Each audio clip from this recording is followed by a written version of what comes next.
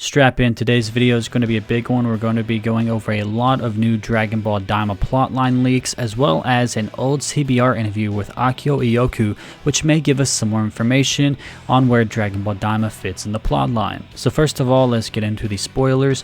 These come from Geekdom 101, who has had some accurate Dragon Ball DAIMA leaks in the past. Again, as with all things, take it with a grain of salt, but he has had some reliable information. Without further ado, let's get into some of his leaks. First of all, episode 1 starts with a flashback of the BUU arc, seen by the two demons. We've seen this in the trailer, so that's nothing too surprising there. The eye from trailer 1 does indeed belong to the old Namekian, and he will feature in episode 1. So if you remember in the trailer, we actually saw a brief glimpse of a Namekian eye. It looks kind of old. That will probably be an ancient Namekian, and it's going to be very interesting to see if that's ZALAMA creating the Dragon Balls. There's going to be a new female enemy, Irisu, who tries to recreate Majins like Bobby. There will be at least 2 new Majin, not as powerful as the old one, a fat one and a kid. One of them always has a scowling face. Their names rhyme with BUU. And this is interesting because we had that figure leak a while back and we saw one of those fat Majin type characters, and I thought that doesn't exactly look like Majin Buu. So it appears that could just be this new fat BUU character that is basically a duplicate. Gohan and Frieza are nowhere to be seen yet. Piccolo and Vegeta are among the main characters alongside Goku, Kaioshin, Glorio, and the Masked Majin. I think Geekdom also said in the stream that he did covering these leaks that Piccolo and Vegeta may not be as involved as Goku, Kaioshin, or Glorio or the Masked Majin, but they'll still be main players in the story. He also says that we still don't know DAIMA's timeline, but again, like I said, I may have some information in this interview that doesn't exactly give us any concrete answers, but it gives us something to speculate on, which I'll be going over in a moment. He also says Goku can use his Saiyan powers. He can at least go into Super Saiyan, which is very interesting. That's exciting. And then he says Vegeta will do something new in DAIMA. And he says we can think of Super Saiyan 3. I think he's trying to be vague and not give away exactly what he does, but it's something that he hasn't done before.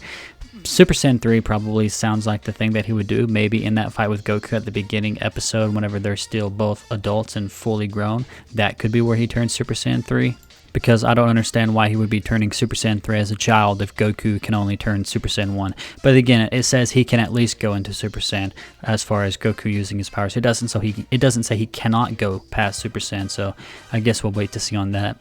So those are all the main leaks from Geekdom, but like I said, I want to get into this CBR interview and really break down a couple lines here that probably tell us that this is probably in an alternate universe. Again, I could be wrong on this. This is mainly speculation, but let's just go ahead and jump into it. The first question is, CBR says, I love that everybody in the supporting cast is involved in Dragon Ball DAIMA and all becoming small. What was it about taking the franchise in this direction with this series? Ioku says, first, we'd like you to know that Dragon Ball DAIMA, we thought of it as a whole new different Dragon Ball story. We groped for a new design and looks, aiming to create a Dragon Ball that no one has ever seen before. We want people to have an interest in that and enjoy that as well. So he says there, we thought of it as a whole new different Dragon Ball story. Now that doesn't necessarily mean that it's a whole new different timeline or anything like that, but it definitely lets you know that they're not aiming to capture the vibe of Super. They're not trying to necessarily set it in that Super continuity. Again, he's not necessarily saying that it's not in the Super continuity, but if you read between the lines, they're emphasizing that it's a whole new different Dragon Ball. And then he says, there are multiple generations of Dragon Ball fans. How is it making the franchise appeal to longtime fans and new audiences at the same time? And then Ioku responds, first of all, Dragon Ball, the work itself, is an all-age loved work of art. Every time we start a new series, movie, or project, there's always an opening for new people to come in. It's very welcoming. Even with DAIMA, there's definitely going to be an opening for new people to come in wanting to know more about Dragon Ball.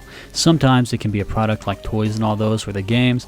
That can be a huge entrance for newcomers to go into the Dragon Ball world. That's the number one thing, to make sure there's an entrance for new people coming in. We always make sure to have that. Not just that, but for the people who've known Dragon Ball from the 80s are still wanting to come back for more, that's what's important for us. So again, with that in mind, he says that it's a new entry point for new fans, and it's also going to be a nice thing for old fans, but that doesn't also necessarily mean that it's in a different timeline. But if you take those lines, those answers, and you read between the lines, you can kind of see where I'm coming from with this. And then when you look at the trailer, if you look at all the character designs, Bulma has her haircut from the BUU saga, so we know this thing probably isn't taking place that far after the BUU saga, and it has to be before Dragon Ball Super, or at least after Dragon Ball Super, but that doesn't seem very likely either, because if you look at Goten and Trunks, as babies they have their regular kid Goten hair.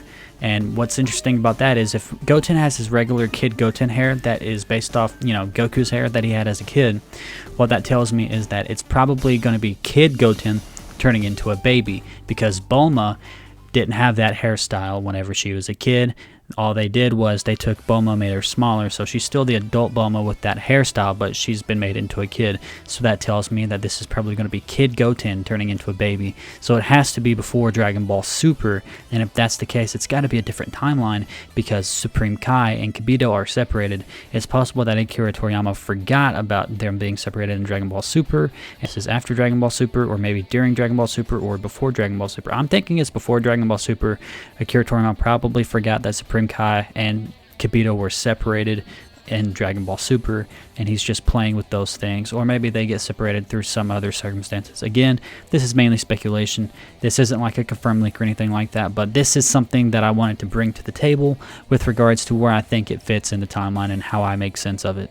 Anyways guys, that'll be it for this video. If you enjoyed this kind of video, let me know. I wanted to go over the leaks and also some speculation, because one of the leaks specifically said that we don't know Daima's place in the timeline. I just wanted to give my own theory as to where I think it sits. Anyways guys, I hope you enjoyed this video. If you did, make sure you leave a like, comment down below, and subscribe if you want to keep up to date with all things Dragon Ball news and commentary. And I will see you in the next one. Peace off.